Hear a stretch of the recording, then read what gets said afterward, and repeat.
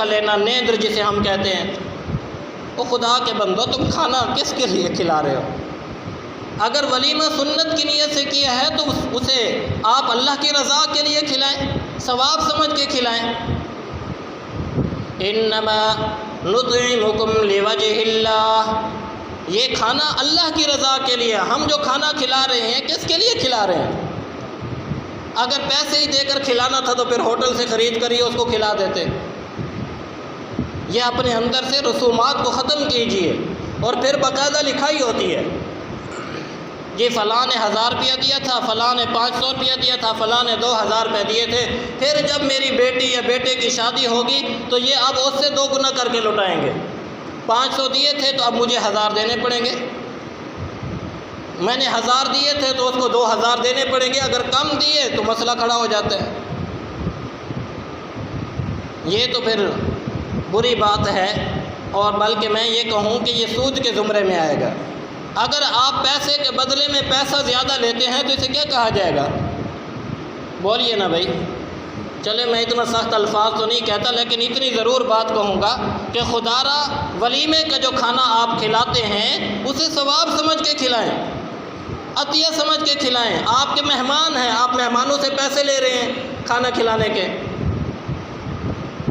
یہ کہاں کا انصاف ہے؟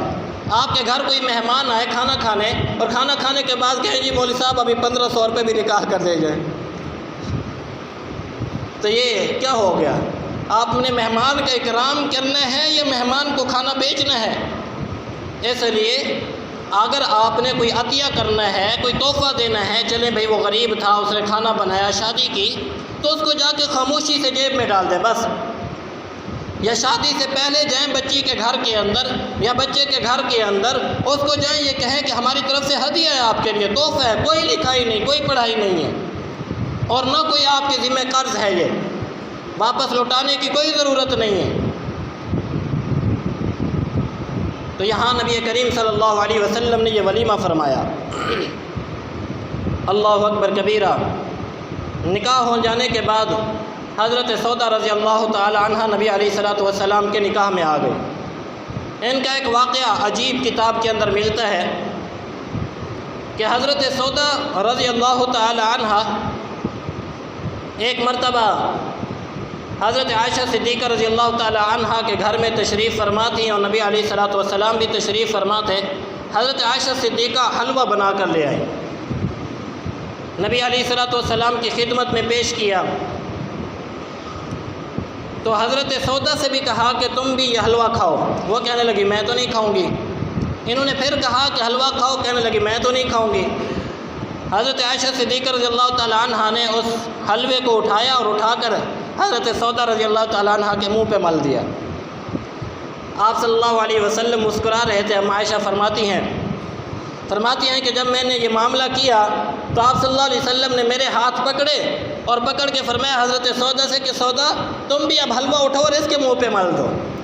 فرماتی ہیں کہ میں نے بھی حلوہ اٹھایا اور حضرت عائشہ صدیقہ کے منہ کے اوپر مل دیا۔ یہ محبت اور یہ مودت کے تقاضے ہوتے ہیں کہ دو سوکنے ہونے کے باوجود بھی آپس میں پیار اور محبت کیسا تھا کہ یہ ہنسی اور کھیل مذاق ان کے درمیان ہوا کرتا تھا۔ شوہر اور بیوی کے درمیان محبت، دو سوکنوں کے درمیان آپس میں محبت، یہ ہوتے ہیں اخلاق اور یہ ہوتی ہے تربیت۔ بہرحال ان کے متعلق ایک اور واقعہ بھی آتا ہے، بات میں مختصر کروں گا کیونکہ آگے حضرت سیدہ زینب کے متعلق بھی عرض کرنا ہے۔ یہ عمر رسیدہ تھیں، عمر رسیدہ ہونے کی وجہ سے ایک مرتبہ نبی علیہ الصلوۃ والسلام نے چاہا کہ میں ان کو طلاق دے دوں۔ انہیں جب معلوم ہوا تو نبی علیہ الصلوۃ والسلام سے عرض کرنے لگی ہیں اللہ کے نبی صلی اللہ علیہ وسلم آپ مجھے طلاق نہ دیجیے، میں آپ کے حرم میں ہی رہنا چاہتی ہوں، آپ کے نکاح میں ہی رہنا چاہتی ہوں، اگر آپ کو میری وجہ سے کوئی پریشانی ہے تو میں اپنی باری عائشہ صدیقہ کو دے دیتی ہوں، یا رسول اللہ میں اس حال میں مرنا چاہتی ہوں کہ کل قیامت کے دن جب میں اٹھوں تو آپ کی بیویوں کے صف میں اٹھوں۔ یہ بھی نبھا کا ایک طریقہ ہے۔ آج اگر عورت کو کوئی حق نہ مل رہا ہو، کوئی وجہ ہو سکتی ہے، تو دیکھیں اگر آپ نبھا کرنا چاہتے ہیں تو کوئی بات نہیں، اس کی کچھ خصوصیات کا خیال رکھ لیں، کچھ اچھائی اور صفات کا خیال رکھ لیں، اسے کہیں کہ ٹھیک ہے آپ مجھے یہ چیز نہیں دینا چاہتے نہ دیں، میرے ساتھ جھگڑا نہ کریں، مجھے طلاق نہ دیں، مجھے گھر سے نہ نکالیں۔ بعض اوقات عورت کو اپنا حق معاف بھی کرنا پڑ جائے گھر کو بسانے کے لیے تو معاف کر دینا چاہیے۔